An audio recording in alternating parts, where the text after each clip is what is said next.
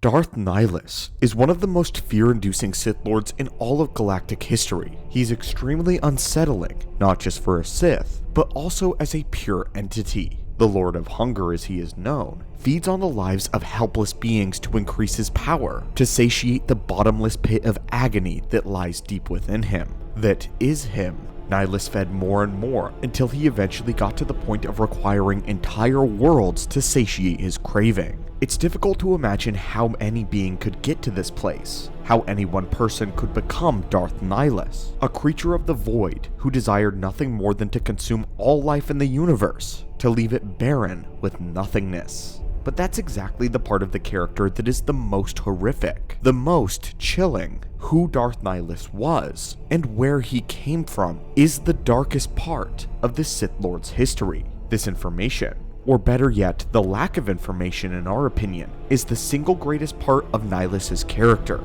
In today's holocron, we are going to be discussing the true terror of Darth Nihilus, that being his origin, and how it impacts the rest of the galactic timeline as we know it. So acolytes, let us begin. Before we open the holocron though, we have experienced a terrible vision in the Force. Many of the individuals who visit and use our archives have not yet subscribed to our order yet, so if you enjoy the daily holocron uploads and readings, reach out and crush that subscribe button. It is your destiny. To begin, who was Darth Nihilus? That is the question that everyone has on their mind at least some point in time. The man behind the mask. Depending on who you ask, you'll get a different answer each and every time. The only thing we know definitively was that Nihilus was once a human who was on Malachor V at the time of the activation of the mass shadow generator. This event would devastate the surface of the world, causing gravitational anomalies to smash straight into it, dragging the entirety of the Mandalorian fleet, and a large majority of the Republic fleet down with it. An overwhelming majority of the population of Malachor V would die instantly, and what was left of the planet became a barren wasteland plagued with lightning storms, rabid beasts, and an extremely unstable gravitational field. Those unfortunate enough to survive this cataclysmic event would live the rest of their day as scavengers, all of them, except for a single man. This tremendous loss of life created what is known as a wound in the Force, a tear in the very fabric of the Force itself, a void filled entirely with suffering, pain, and dark energy. Usually wounds in the Force reside in a single area of the galaxy, the place where it originated. But not this time. This time it settled somewhere else, into a single man. A man who was in the wrong place at the wrong time. A man who felt such a profound sense of loss, pain, and hatred that the wound decided to settle inside of him. The tear became him, and the man transformed into a wound in the Force. This is the official origin of Nihilus, and where his hunger began. But as to exactly what manner of man this wound would settle in, well, that is a matter of its own. There is no name in all of the HoloNet recorded in the lore of the man that would become Nihilus. Depending on who you ask, everyone has their own explanation, or their own idea of who Nihilus was before his transformation. A theory once was that he was already a powerful Sith Lord before the wound settled in his body.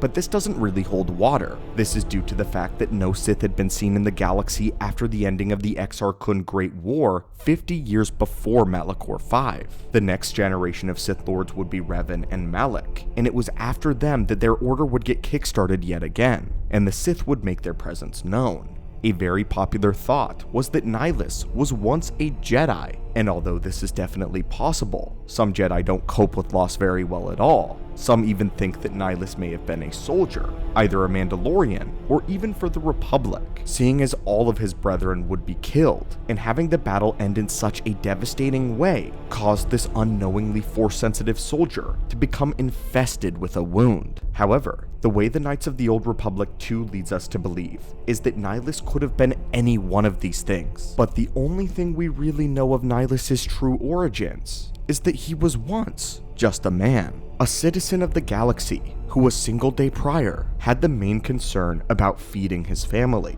He didn't know he was Force sensitive, and likely wouldn't have cared if he had known. This man was one individual amongst trillions of beings in the galaxy, but one who felt a soul-tearing grief, profound loss in the cataclysm that the wound would choose him. Not because the man was exceptional, but because he was not. Be it a Sith, Jedi, soldier, or man, none of this actually matters whatsoever. What matters is what the man became. Here is where the true horror begins. The insignificance of Nihilus' origin is the most unsettling fact of this Dark Lord. Nihilus could have been anyone. Mulling over and understanding the implications of this simple truth will let you know just how much this changes. There was absolutely nothing special about the man who became Nihilus, besides the fact that he may have been Force sensitive. What was important was the wound that made him the Lord of Hunger.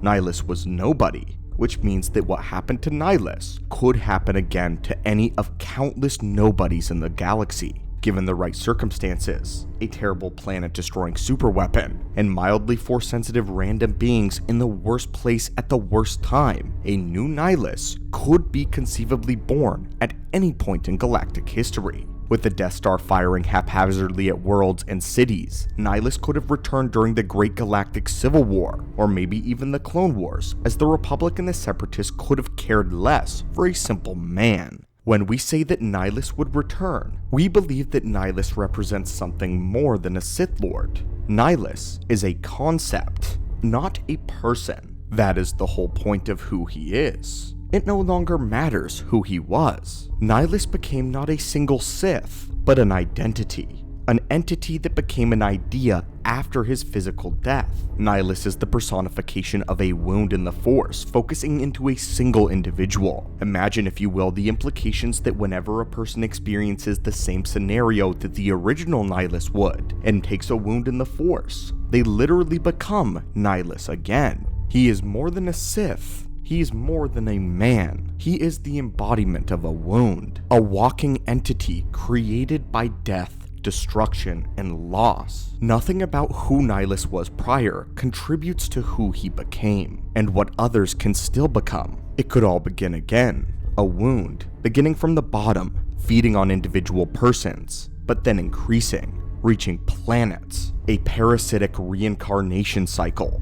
Now, of course, the situation is presumably 1 in a trillion chance. All the events would need to line up perfectly, but the point is that this could happen again in a moment if people are not weary and careful of the Force, respectful of its power. I'd love to think of Nihilus as a direct response to how flippantly war treats living creatures. The Lord of Hunger is no man. He's not even a Sith. He is a wrathful entity that would emerge to punish a galaxy that did not appreciate life. He would drain the life force, go on a rampage to annihilate the galaxy to feed his insatiable hunger. Representative of what the governments and armies of the galaxy do when they go to war. Dealers of death. Not even the Jedi and Sith would be safe from this cataclysmic event. But of course, even if Nihilus himself isn't reborn exactly the same way, the issue exists that a wound in the Force could settle in a being, make them something dangerously similar. This is the true terror of Darth Nihilus, the fact that he could have been, and could be, literally anyone. He was not special before. That is the entire point of his being. A manifestation of death, destruction, a manifestation of war. It's easy to think of Nihilus as a one-time being. When we actually really lay out his origins though, and process them, it is extremely repeatable. That is the point. Could you imagine what would happen if a Nihilus had been born from the destruction of Alderaan, or another galactic cataclysmic event? What are your thoughts on Nihilus? And now, what truly makes him scary? As always, my friends and students of the Force, thank you for visiting us today on our archives. We would absolutely love for you to join our order. And of course, may the Force be with you.